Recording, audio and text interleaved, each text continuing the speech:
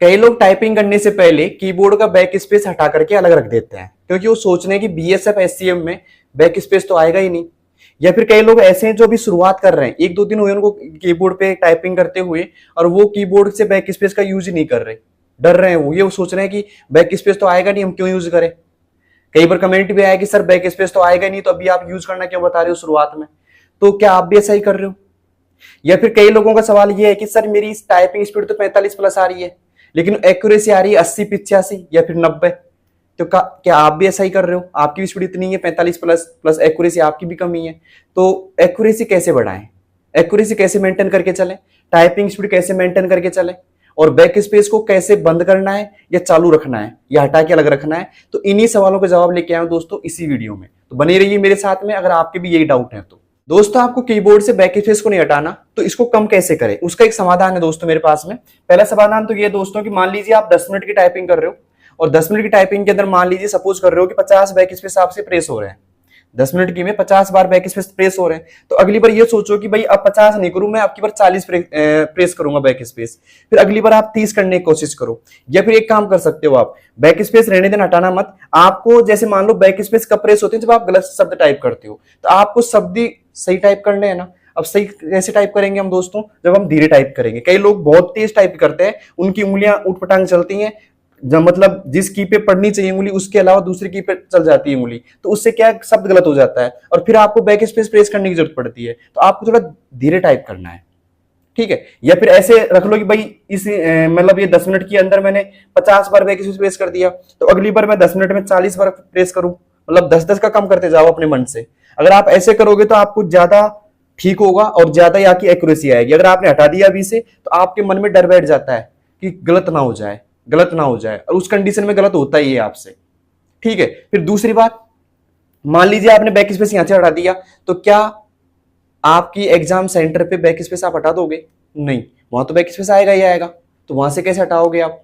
तो इसलिए back space को लगा रहने दो यहीं पे, और आप मन की शक्ति से, मतलब अपनी इच्छा शक्ति से कंट्रोल करो कि सर मैं धीरे करूंगा टाइपिंग अब की बार, और धीरे करने पर मैं आराम से गलतियां कम करूंगा, ठीक है।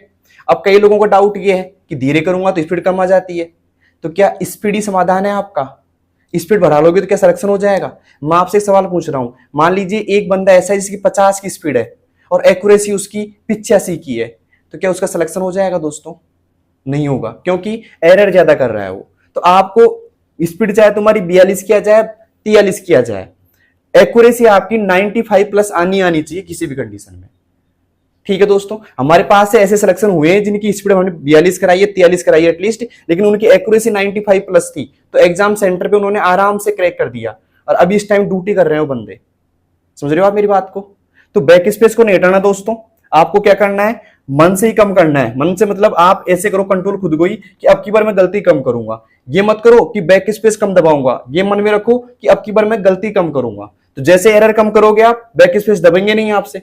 दूसरी बात, जब एरर कम करोगे आप, तो आपकी एक्यूरेसी ऑटोमेटिक बढ़ जाएगी, ठीक है। तो जैसे मान लो अब की बार आपकी एक्यूरेसी 85 आई है, तो अगली बार कोशिश करो कि 87 आए। ये नहीं कि मेरी 100 कैसी आएगी। 85 वाला बंदा ये सोचेगा कि मेरी एक्यूरेसी अगली बार 87 या 90 आनी चाहिए, ठीक है। फिर 90 आते ही फिर टारगेट बनाओ कि मेरी अब 92 में आ जाए, फिर 92 वाला टारगेट बनाएगा, फिर 95 में आ जाए, और 95 वाला फिर आगे बढ़ेगा उससे, ठीक है। लेकिन मैं श्योर कह सकता हूं कि जिस बंदे की स्पीड चाहे 40-42 है, लेकिन जिसकी एक्यूरेसी 97-98 है ना, उसका सिलेक्शन पक्का है टाइपिंग में, क्वालिफाई आराम से हो जाएगा वो, ठीक है। इन लोगों की समस्या ये है कि सर मैं खूब प्रयास कर रहा हूं लेकिन एक्यूरेसी नहीं इंक्रीज नहीं हो रही, मेरी एक्यूरेसी 80-85 रह जाती है, इससे ज्यादा बढ़ी नहीं रही, कम ही होती जाती है। या फिर ऐसे बोलते हैं कि मैं स्पीड बढ़ाता हूं तो एक्यूरेसी गिर जाती है, एक्यूरेसी बढ़ाता हूं तो स्पीड गिर जाती है, ठीक है। तो देखिए इसका एक समाधान है दोस्तों मेरे पास में। आइए, जैसे मान लीजिए आपने टाइपिंग सेट कर रहे हो ऐसा, ठीक है, और यहाँ पे लिख रखा है दोस्तों मैनेजर। क्या लिख रखा है? मैनेजर। अब कई लोग इसको मैनेजर पढ़ते हैं, आप में से कितने लोग हैं जिसको मैनेजर पढ़ेंगे पूरा का पूरा? बताइए दोस्तों। कई लोग ऐसे पढ़ के चलते हैं, जिस मैनेजर पढ़ लिया, मैनेजर, नीड, ए, न्यू, टूल किट, ऐसे पढ़ता है कई लोग। तो आप में से कितने लोग ऐसे हैं जो ऐसे डायरेक्ट पढ़ते हैं शब्दों को? तो दोस्तों ऐसे डायरेक्ट आपको नहीं पढ़ना। आपको क्या करना है दोस्तों, जैसे मैनेजर लिखा है ना, तो आपको मैनेजर नहीं पढ़ना, चाहे आपकी कितनी अच्छी इंग्लिश हो। आपको क्या करना है दोस्तों, एक एक शब्द को पढ़ना है, इसमें एक एक अक्षर को, सॉरी एक एक अक्षर को कैसे पढ़ेंगे, जैसे मैनेजर नहीं पढ़ना, इसको पढ़ना है MANAGER, ऐसे पढ़ना है इसको। अब MENAGERS पढ़ोगे, अब मैनेजर लिख दिया आपने, उसके बाद में आप स्टार्ट करो नीड को पढ़ना। तो नीड कैसे पढ़ेंगे? NEED, ओके, NEED, ऐसे आपको प्रोसेसिंग करना होता है।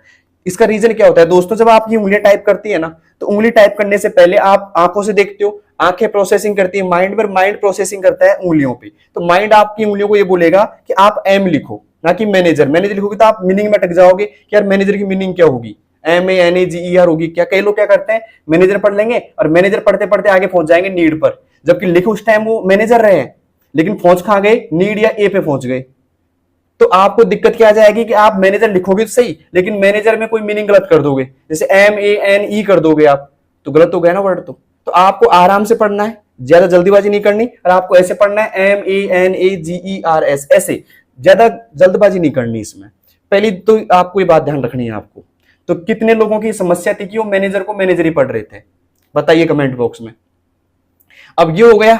दूसरी बात क्या होता है कि चलो आप ऐसे पढ़ रहे हो कि MENAGER ही पढ़ रहा हूं सर, मैं तो जो आप बता रहे हो वैसे पढ़ रहा हूं मैं, लेकिन दिक्कत क्या हो रही है कि मैं बहुत ज्यादा तेज टाइपिंग कर रहा हूं। दोस्तों अगर आपकी स्पीड 45-40 की आ रही है और एक्यूरेसी आपकी 85 की आ रही है, और आप भी ऐसे ही पढ़ रहे हो जिसमें बता रहा हूं कि एक लेटर को पढ़ रहे हो आराम से, तो लेकिन दोस्तों फिर आपकी उंगलियों पे आपको फोकस करना चाहिए कि अगर आपकी उंगली गलत तो नहीं चल रही है। कई बार क्या होता है कि या तो आप हाथ गलत रख लेते हो, अंगूठे ऐसे रख लेते हो हाथ को, तो इससे भी थोड़ी बहुत प्रभाव पड़ता है। तो आपको क्या करना है दोस्तों, उस टाइम स्पीड को थोड़ा कम कर देना है। जैसे मान लो आपकी 40 की स्पीड है, एक्यूरेसी 85 की है, तो आप स्पीड 35 की ले आओ चाहे, लेकिन एक्यूरेसी को पूरा फोकस करो पहले 100 के लाने पर। जब तक आपकी एक्यूरेसी नहीं आएगी 100 तक की, तब आप स्पीड को नहीं बढ़ाओ, मतलब स्पीड तब तक आपको नहीं बढ़ानी, तब तक आपकी एक्यूरेसी नहीं बढ़ती है। अब कई लोग सोचेंगे सर स्पीड गिर जाएगी तो क्या करेंगे, सिलेक्शन कैसे होगा? तो भाई अभी टाइम बहुत है अपने पास में। अगर आपने 1 महीने या 15 दिन आपने एक्यूरेसी पे ध्यान दे लिया ना, तो आपकी स्पीड तो बाय डिफॉल्ट ऐसे बढ़ जाएगी। और दूसरी बात, अगर मान लीजिए आप यहां से 55 की स्पीड लेके जा रहे हो, एक्यूरेसी 85 की लेके जा रहे हो, तो एग्जाम सेंटर के प्रेशर में आपकी स्पीड और गिरेगी वहां पे जाकर के। तो इस कंडीशन में आपको एक्यूरेसी को अभी से बना के लेके चलना है। अगर अपन यहां से 100 की एक्यूरेसी बना के लेके चलते हैं ना, तो वहां पे एग्जाम प्रेशर में आपकी 97-96 एक्यूरेसी रह जाती है, और आपको पता है अच्छे से कि एरर के नंबर कटेंगे। तो फिर क्यों आप स्पीड के पीछे भग रहे हो? एक्यूरेसी पे ध्यान दो पूरा, ठीक है? क्योंकि अभी टाइम बहुत ज्यादा है अपने पास में, लगभग 2-4 महीने तो है ही, तब तक तो आप इस पे ध्यान दे सकते हो आराम से। दोस्तों बताइए कैसी लगी ये वीडियो। अगर आपको अभी भी डाउट है तो दोस्तों एक बात बता देता हूं मैं आपको, हमारे ऑफलाइन सेंटर पर 1 महीने से बच्चे टाइपिंग कर रहे हैं, तो कुछ बच्चों की स्पीड 32-33 आ चुकी है, लेकिन एक्यूरेसी एकदम 100 है, क्योंकि हम एक्यूरेसी फोकस करते हैं पूरा। क्योंकि हमें पता है कि एक्यूरेसी अगर आपने बिगाड़ दी शुरुआत में तो आप बना नहीं पाओगे बाद में।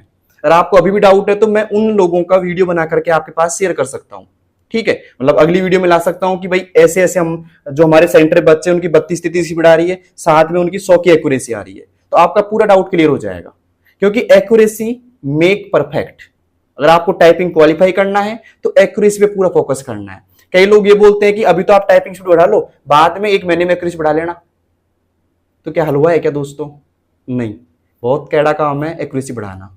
तो शुरुआत से मेंटेन करके चलो, बाद में ऐसे कुछ नहीं होगा आपसे। जब आपको लगेगा ना कि यार 2 महीने बच रहे हैं, या सिर्फ 15 दिन बच रहे हैं एग्जाम आने पर, या फिर 1.5 महीना बच रहा है, तो आपको फिर उल्टी गिनती चालू कर दोगे आप कि आज 30 दिन बच रहे हैं, आज 28 दिन बच रहे हैं, आज 25 दिन बच रहे हैं। तो फिर वहां पे आप फोकस पूरा करोगे, एक्यूरेसी भी नहीं करोगे। तो एक्यूरेसी अभी मेंटेन करो। आपको अभी से क्वालिफाई की तरह लेके चलना है खुद को। खुद ये सोचो कि मैं टाइपिंग कर रहा हूं तो एग्जाम हॉल में बैठा हूं, मजे लेके टाइपिंग मत करो। एक समस्या हो रहा है आपकी कि सर कितनी देर टाइपिंग करनी चाहिए, तो हम हमारे सेंटर पर सिर्फ 1.5 से 2 घंटे टाइपिंग करवाते हैं। इसके अलावा उससे बोल देते हैं भाई घर भी टाइपिंग मत करना, सिर्फ रिटन एग्जाम पे फोकस कर।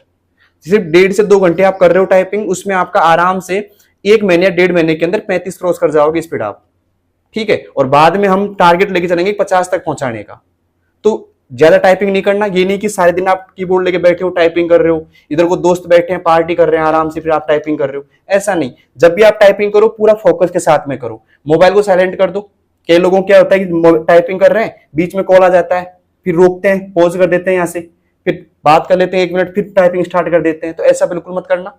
ऐसा करोगे तो आप खुद को धोखा दे रहे हो एक तरीके से, ओके?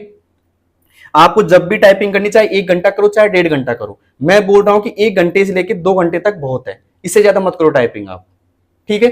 अब इस टाइम में आपको प्रॉपर टाइपिंग ही करनी है और कुछ नहीं करना दोस्तों, ठीक है, तो आपको मेरी ये बात कैसी लगी, अच्छी लगी, आप मोटिवेट हुए हो तो सब्सक्राइब जरूर करना चैनल को और अपने दोस्तों के पास जरूर पहुंचाना इस वीडियो को, ठीक है। और आपको कोई भी टाइपिंग संबंधित हेल्प चाहिए तो आप कमेंट बॉक्स में बताइए, मैं आपकी हेल्प जरूर करूंगा।